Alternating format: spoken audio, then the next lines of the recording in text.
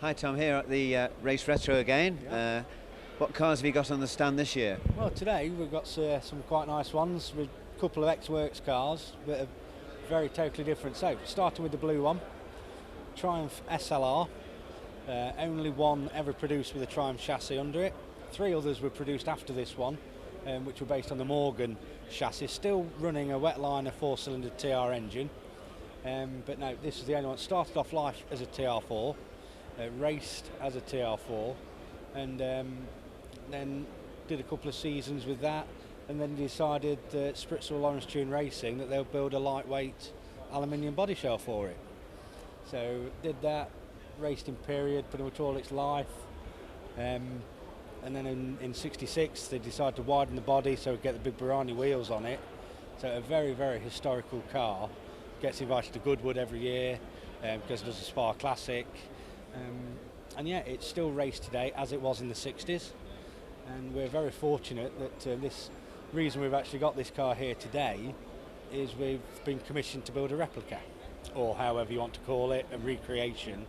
So we've got a book being produced as we speak. The first car is ordered, so fingers crossed when I see you next year we'll have 2 on the stand. So there's lots more history about the car. It's all on the windscreen, we can have a look at shortly. But yeah, it is an absolutely stunning piece of kit, but eligible for any sort of a historic racing with its history. So yeah, so that's that one. The white one here is it's a customer who's... Again, a customer car. Lovely story about this one. So in 1962, it came off the boat in America. Kaz Kasner, who did all the race preparing for the Americans at the time, picked 3 cars off the boat, all identical white, blue trim, Surrey top, and prepared them for the Sebring 12-hour race.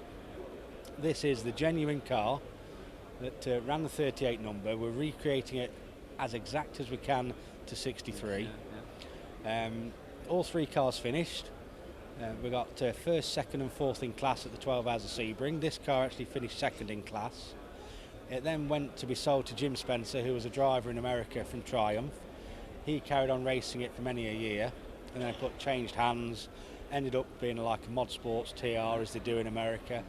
The owner of the car now is a Mr. Keith Files. He bought the car in 2007, carried on racing in America occasionally, and it came back to England, I think it was 2013, first time in 51 years it had seen British soil again, and he commissioned us to build it as the exact replica. Yeah, so we were commissioned to rebuild the car, and we're making it as close as we can to the original recreation, but of course we are going to race it. It is going to Goodwood, it will be doing a Spa. We want to take it back to Sebring and do as many historical races as we can, so fingers crossed it'll be done this year.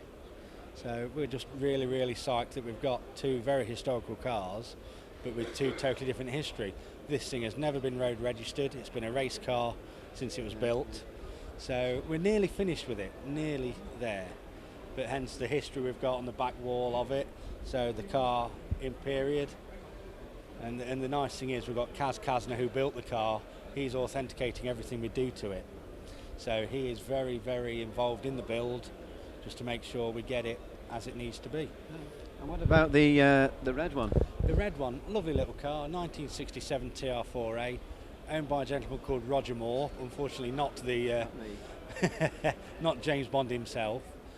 That was a restoration over the course of 2 years. Fast road car, 2.2 engine, about 140 brake horsepower, running a pair of 45 Webers. It was built for a cruisy car, so you could nip to the shops in it, go to the pub, or you could nip to France, do Pyrenees, and it's just a very, very well put together car. And this show, do you find this show success? Is always a success for you?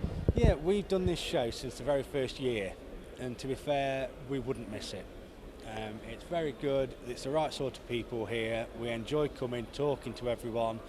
You don't come here to sell your wares, you come to show it off and have a natter. And that's all it is. This year we took a gamble on a bigger stand, and we think it works. But yeah, we will be back next year. That's good. That's good.